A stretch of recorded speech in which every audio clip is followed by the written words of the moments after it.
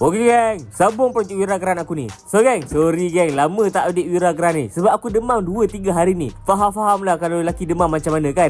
So Wirageran ni kalau buka radio kan, dia ada satu bunyi je, iaitu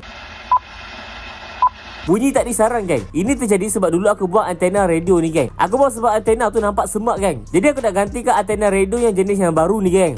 Lebih minimalis, sleek dan tersembunyi. Korang kalau berminat nak beli, boleh pergi dekat channel Telegram Wirageran geng. Dekat situ aku ada share macam-macam barang yang aku beli dekat Wirageran ni geng. So geng, aku nak pasang dekat sini geng. Wayar dia panjang je geng. So first kali aku tampal dulu dekat bahagian belakang atas ni geng. Mantap. Lepas dah settle tampal tu, aku cabut getah pintu. Lepas tu selit-selit je wayar tu geng, dekat area tepi bawah kapet besar ni. Aku selit-selit je sampailah ke depan geng. Aku tanggalkan steering supaya senang nak buat kerja. So aku dah masukkan wayar tu dekat bawah ni sampai depan tu geng. Lepas tu aku kembaskan ikat dekat atas ni. Dan lepas tu kepala kabel tu kan, aku masukkan dekat belakang ni geng. Lepas tu aku cabut casing Android player untuk kita pasang kabel antena radio yang baru kita pasang tadi. Ambil hujung dia ni dan cucuk je dekat slot radio tu geng, dekat belakang Android player ni. Mantap geng. Okey siap, gitu je, sangat mudah. Pasang balik macam asal. Lepas tu jom kita test geng.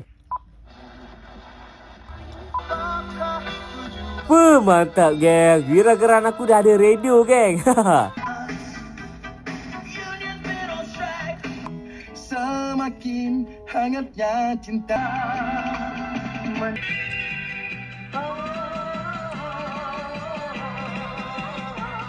Jadi geng, kalau korang nak delete antena radio terjojol dekat luar tu, boleh pakai antena jenis macam ni geng. Mantap. Okey geng, saya sudah pasang antena radio dekat Wirageran aku ni. Jangan lupa follow aku untuk update seterusnya.